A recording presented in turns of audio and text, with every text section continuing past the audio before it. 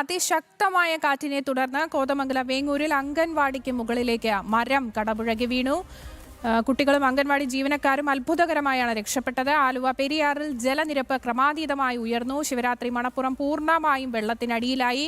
നിഷ ദിലീപാണ് വിവരങ്ങൾ നൽകുവാനായി ചേരുന്നത്. നിഷ, ആദ്യം ചോദിക്കേണ്ടത് ജില്ലയുടെ ഒരു പൊതുവായുള്ള ഒരു അവസ്ഥ എന്താണ്? ഇപ്പോൾ മഴ കുറഞ്ഞിട്ടുണ്ടോ? എന്താണ് ഏറ്റവും പുതിയ വിവരം?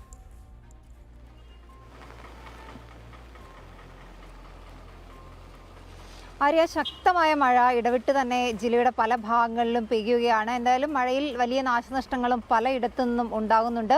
അല്പസമയം മുമ്പാണ് പണിയേലി 3-ാം വാർഡിൽ, അതായത് കോതമംഗലത്തെ വേങ്ങൂർ ഗ്രാമപഞ്ചായത്തിലെ പണിയേലി 3-ാം വാർഡിൽ അംഗനവാടിക്ക് മുകളിലേക്ക് മരം കടപുഴകി വീണ് അംഗനവാടിയുടെ ഒരു ഭാഗം തകർന്നത്. കുട്ടികളും ജീവനക്കാരും എല്ലാം ഈ സമയത്ത് ഉണ്ടായിരുന്നുവെങ്കിലും ആർക്കും പരിക്കുകളൊന്നും തന്നെ ഇല്ല. എന്തായാലും അംഗനവാടിയുടെ ഒരു ഭാഗം തകർന്നു. കുട്ടികളുടെ കളിപ്പാട്ടങ്ങളും മറ്റു ഉപകരണങ്ങളും എല്ലാം തന്നെ നശിച്ചിട്ടുണ്ട്.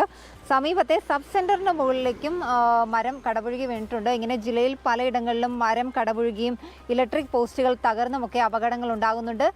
എറണാകുളം ജില്ലയിൽ നഗരത്തിലെ കാര്യം പറയുകയാണെങ്കിൽ നഗരത്തിൽ ശക്തമായി ഇടവിട്ട് തന്നെ അതിശക്തമായ മഴ പെയ്യുന്നുണ്ട്, നിർത്താതെ തന്നെ പെയ്യുന്നുണ്ട്. എങ്കിലും വലിയ രീതിയിൽ അത് ആളുകളുടെ ജീവിതത്തെ ബാധിച്ചിട്ടില്ല. പക്ഷേ ജില്ലയുടെ കിഴക്കൻ മലയോര മേഖലകളായ കോതമംഗലം, മൂവാറ്റുപുഴ തുടങ്ങിയ ഭാഗങ്ങളിൽ അതിശക്തമായ മഴ തന്നെയാണ് തുടരുന്നത്. ഇന്നലെ രാത്രി മുതൽ തന്നെ മഴ തുടരുന്നുണ്ട്. മൂവാറ്റുപുഴയാർ കരകവിഞ്ഞൊഴുകുന്നുണ്ട്. ഒപ്പം തന്നെ തൊടുപുഴയാറിൽ ജലനിരപ്പ് ക്രമാതീതമായി ഉയരുന്നുണ്ട്. പെരിയാർ കര കവിഞ്ഞതോടുകൂടി തന്നെ ആലുവ ശിവരാത്രി മണപ്പുറം പൂർണ്ണമായും തന്നെ മുങ്ങി.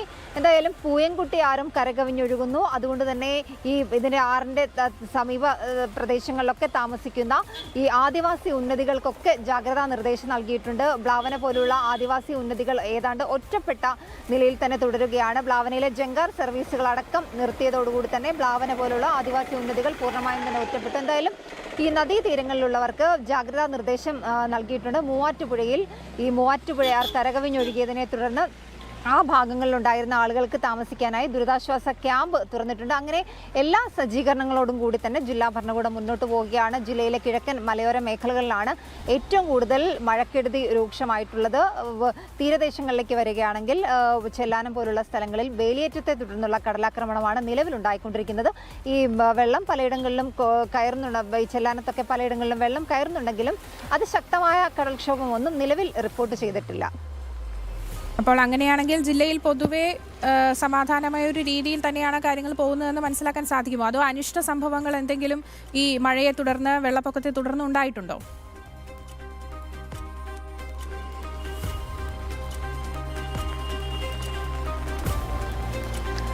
ഈ കിഴക്കൻ മലയോര മേഖലകളിലാണ് ഞാൻ നേരത്തെ പറഞ്ഞതുപോലെ തന്നെ ഈ മഴക്കെടുതികൾ ആളുകളുടെ ജീവിതത്തെ സാരമായി ബാധിച്ചിട്ടുള്ളത്. അങ്ങനെയുള്ള സ്ഥലങ്ങളിൽ ദുരിതാശ്വാസ ക്യാമ്പുകളടക്കം തുടങ്ങാനുള്ള തയ്യാറെടുപ്പുമായി ജില്ലാ ഭരണകൂടം മുന്നോട്ട് പോവുകയാണ്. ഫോർട്ട് കൊച്ചി പോലുള്ള തീരദേശങ്ങളിൽ ഇതുവരെ അത്തരത്തിൽ അതിരൂക്ഷമായ ഒരു കടലാക്രമണമൊന്നും റിപ്പോർട്ട് ചെയ്തിട്ടില്ല. എന്തായാലും മഴ ജനങ്ങളുടെ ജീവിതത്തെ സാരമായി തന്നെ ബാധിച്ചിട്ടുണ്ട്. കോതമംഗലം, മൂവാറ്റുപുഴ പോലുള്ള കിഴക്കൻ മലയോര മേഖലകളെയാണ് ഏറ്റവും കൂടുതൽ മഴക്കെടുതി ബാധിച്ചിട്ടുള്ളത്. എന്തായാലും ഈ പല സ്ഥലങ്ങളിലും ഇത്തരത്തിൽ മരങ്ങൾ മറിഞ്ഞു വീണുള്ള അപകടവും നദികൾ കര കവിഞ്ഞ് ഒഴുകുന്നതുകൊണ്ട് ആളുകളുടെ വീടുകളിലേക്ക് വെള്ളം കയറുന്നതുമായി ബന്ധപ്പെട്ടുള്ള കാര്യങ്ങളുമൊക്കെയാണ് ഇപ്പോൾ എറണാകുളം ജില്ലയിൽ നിന്ന് നമുക്ക് റിപ്പോർട്ട് ചെയ്യാൻ കഴിയുന്നത്. എന്തായാലും മഴക്കെടുതി അതിരൂക്ഷമായി തന്നെ ജില്ലയുടെ കിഴക്കൻ മേഖലയെ ബാധിച്ചിട്ടുണ്ട്. ശരി, എന്തായാലും ഈ കാറ്റിനെ തുടർന്ന് കോതമംഗലം വേങ്ങൂരിൽ അംഗൻവാടിക്ക് മുകളിലേക്ക് മരം കടപുഴകി വീണു എന്നുള്ളതാണ് ഈ മണിക്കൂറിലെ വാർത്ത. കുട്ടികളും അംഗൻവാടി ജീവനക്കാരും അത്ഭുതകരമായി അവിടെ രക്ഷപ്പെട്ടിരിക്കുന്നു എന്ന് മനസ്സിലാക്കുന്നു. ഒപ്പം ആലുവ പെരിയാറിൽ ജലനിരപ്പ് ക്രമാതീതമായി ഉയർന്നു എന്നുള്ള വാർത്തയുമാണ് നിഷ